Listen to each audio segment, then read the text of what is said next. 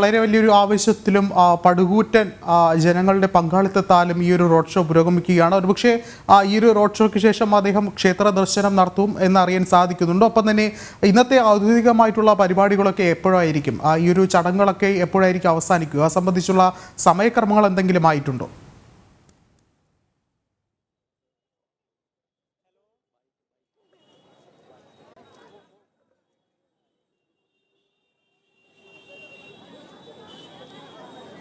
വിഷ്ണു, നമുക്ക് അതിന്റെ വിശേഷങ്ങളിലേക്ക് എത്താം. ഇപ്പോൾ നമുക്ക് കുറച്ച് बीजेपी പ്രവർത്തകരാണ് തോന്നുന്നു. आपका नाम क्या है भाई साहब? प्रमोद कुमार विश्वकर्मा।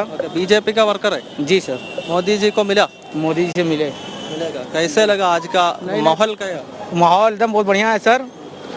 हम लोग मोदी जी के साथ हैं और सपोर्टर हैं। हम लोग चाहेंगे कि भाई इस बार भी मोदी जी को ही दिलाए, वोट देकर विजयी बनाए। 400 पार मिला? 400 पार है सर। आप कैसे लगा? मेरा अबूसाद अंसारी नाम है। क्या है माहौल? क्या है? माहौल सही है, भाजपा एकदम भाजपा जीती। അത് തന്നെയാണ്. അതായത് വിഷ്ണു, നമ്മൾ ഈ എല്ലാവരോടും ചോദിക്കുമ്പോൾ അതിൽ പ്രത്യേകിച്ച് ഒരു വ്യത്യസ്തമായ ഉത്തരവൊന്നും വരത്തില്ല. കാരണം ഇതൊരു BJP രാഷ്ട്രീയത്തിന്റെ ശക്തി കേന്ദ്രമാണ്. ആരോട് ചോദിച്ചു കഴിഞ്ഞാലും നരേന്ദ്രമോദി അധികാരത്തിലെത്തും, 400 പാർ എന്ന് തന്നെയാണ്. നമുക്കറിയാം, ഈ ലോക്സഭാ തെരഞ്ഞെടുപ്പിന്റെ തുടക്കത്തിൽ ഉയർന്നു കേട്ട മുദ്രാവാക്യം എന്നത് തന്നെ ഈ തവണ 400-ലധികം എന്നതാണ്. പ്രധാനമന്ത്രി തന്നെ കേരളത്തിലെത്തുമ്പോൾ അദ്ദേഹം മലയാളത്തിൽ തന്നെ പല ഘട്ടത്തിൽ പറയുന്നുണ്ടായിരുന്നു. ഇത്തവണ 400-ലധികം എന്ന പ്രചരണമാണ് ഉയർത്തിയത്. സ്വാഭാവികമായും വലിയ തരംഗം രാജ്യത്ത് ഒട്ടാകെ ആഞ്ഞു വീശുകയാണ്. ഇത്തവണ 400 കടക്കും, അതല്ലെങ്കിൽ NDAയുടെ നേതൃത്വത്തിൽ 400 കടക്കുമെന്ന പ്രചരണം വളരെ ശക്തമായി നടക്കുന്ന ഘട്ടമാണ്. മറ്റു കുറച്ച് പ്രവർത്തകർ പ്രധാനമന്ത്രി നരേന്ദ്രമോദിയുടെ പട്ടുകൂറ്റൻ ഫ്ലെക്സ് ബോർഡുമായി എത്തിയിരിക്കുകയാണ്. നമുക്ക് അവരോട് തന്നെ ചോദിക്കാം. हम वाराणसी से हैं, रामनगर से, बगल से ही है। संतोष कुमार मौर्य मेरा नाम है। क्या पूछना चाहते हैं सर? क्या माहौल क्या है वाराणसी पे? हाँ, माहौल क्या है? चुनाव का माहौल कैसा है? एकदम एक नंबर का है सर जी। 100 में 100% एकदम। 400 पार इस बार, 400 पार, 400 पार है पूरा यूपी का सीट। 80 में 700, 80 में 360। हम लोग काशीवासी बाबा विश्वनाथ की धरती से हम लोग अपने आप को बहुत गौरवित महसूस करते हैं। पूरे मैं ब्रह्मांड की बात करता हूँ। लोग सांसद चुनते हैं, लेकिन हम लोग प्रधानमंत्री चुन रहे हैं, इसलिए हम लोग को गर्व है। 400 पार। योगी जी का शासन कैसा है? बहुत बढ़िया। इनकी शासन में सब लोग एक समान जी रहा है, चाहे गरीब हो अमीर हो, सब किसी को कोई भेदभाव नहीं। सबका साथ, सबका विकास। बाबू बोलो। मोदी जी को मिला? हाँ, योगी जी ने हेलो भी किया। आपका नाम? प्रताप सिंह। എന്തായാലും രണ്ട് പ്രധാനപ്പെട്ട നേതാക്കളെ പറ്റിയാണ് പറയുന്നത്. ഒന്ന് മോദിജി, രണ്ട് യോഗിജി. ഈ രണ്ട് നേതാക്കള്. रिंकू सिंह। मैं बहुत वो हूँ कि हर 10 साल तक 20 साल तक मोदी जी बनारस में, इसलिए कि बहुत परिवर्तन हुआ। 50 साल में जो काम नहीं हुआ वो अभी 10 साल में हम लोग को ये रिजल्ट देखने को मिल रहा है, जो हिंदू के लिए हम लोग के गर्व की बात हो गई है। हम लोग जहाँ भी जाना है, सीना हम लोग के चौड़ा है, केवल मोदी जी के आने से, योगी जी के आने से एकदम हम लोग कहीं भी सर उठा के पूजा पाठ परिवर्तन एकदम दिख रहा है। हर मंदिरों में, हर जगह, सारे हिंदू में इतनी परिवर्तन आ गई है कि हर जगह पूजा पाठ एक दूसरे के प्रति हिंदू में जो दूर था वो एक समान हो रहा है, मिल रहे हैं, एक दूसरे से बात कर रहे हैं। हिंदू में एकता नहीं थी। जानबाबी इश्यू के आसपास आपका विचार क्या है? हमें वो सब जो मुस्लिम वाले लोग हैं वो गलत सब किए हैं।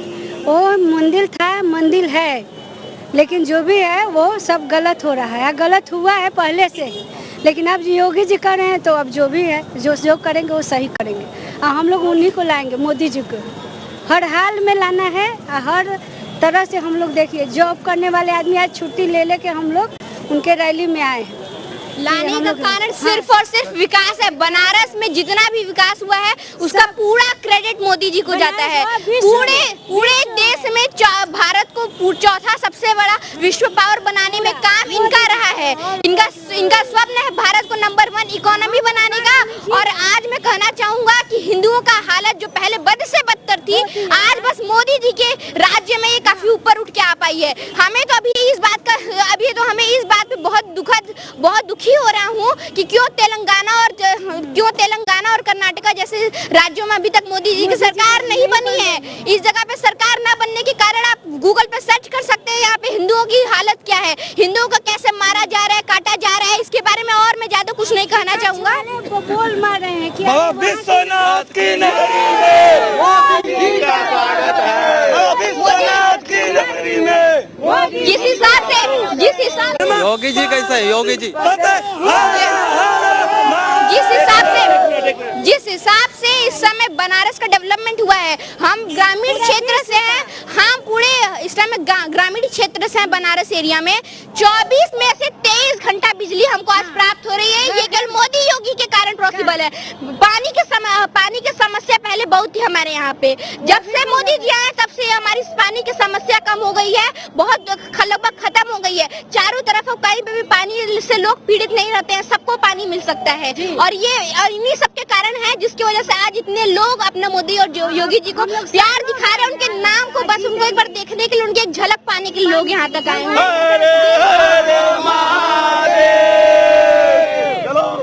എന്തായാലും വലിയ ആവേശമാണ്. കൊച്ചുകുട്ടികൾ മുതൽ പ്രായമായവർ വരെ വലിയ ആവേശത്തോടു കൂടിയാണ് പ്രധാനമന്ത്രിയുടെ ഈ റോഡ് ഷോയുടെ ഭാഗമാകുന്നത്. നമുക്ക് ആ കൊച്ചു ബാലൻ നമ്മളോട് പറഞ്ഞത് തന്നെ യോഗി ആദിത്യനാഥും പ്രധാനമന്ത്രി നരേന്ദ്രമോദിയും ഭരണം ഏറ്റെടുത്തതിന് ശേഷം ഉത്തർപ്രദേശ് എന്ന് പറയുന്ന ഭാരതത്തിലെ ഈ വിശാലമായ സംസ്ഥാനത്ത് വന്നിട്ടുള്ള മാറ്റത്തെ പറ്റിയാണ്. കൊച്ചു ബാലൻ പറഞ്ഞത് വളരെ വസ്തുതയാണ്. മുൻപൊക്കെ UP-യിൽ, അതായത് 2017 മുമ്പ് ഉത്തർപ്രദേശിൽ പറഞ്ഞു കേൾക്കുന്നത് 15 മണിക്കൂറൊക്കെ കറണ്ട് കട്ടായിരുന്നു. അതായത് 24 മണിക്കൂറാണ് ഒരു ദിവസത്തിലുള്ളതെങ്കിൽ 15 മണിക്കൂർ വരെ പലയിടത്തും കറണ്ട് കാണത്തില്ല. അത് നഗരത്തിൽ പോലും 15 മണിക്കൂറിനടുത്തൊക്കെ കറണ്ടുകൾ ഇല്ലായിരുന്നു, ശുദ്ധജലം ഉണ്ടായിരുന്നില്ല, ക്രമസമാധാന നില പാടെ തകർന്നിരിക്കുന്ന സാഹചര്യമായിരുന്നു. ഗുണ്ടകൾ ഒരു സംസ്ഥാനത്തിന്റെ ഭരണം നിയന്ത്രിക്കുകയായിരുന്നു അതിനു മുൻപ്. പക്ഷേ യോഗി ആദിത്യനാഥിന്റെ ഭരണ കാലഘട്ടത്തിൽ ഗുണ്ടകളെ പൂർണ്ണമായി അടിച്ചൊതുക്കിയിരിക്കുകയാണ്. 383 എൻകൗണ്ടറുകൾ നടത്തിക്കൊണ്ട് പോലീസ് പറയുന്നത് കേൾക്കാത്തതും ആളുകളുടെ സ്വൈര്യ ജീവിതത്തിന് ഭീഷണിയാകുന്നതായ മുഴുവൻ ക്രിമിനലുകളെയും ഇല്ലാതാക്കിക്കൊണ്ടുള്ള ഗുണ്ടാരാജ് പൂർണ്ണമായി അടിച്ചമർത്തിക്കൊണ്ടുള്ള ഭരണം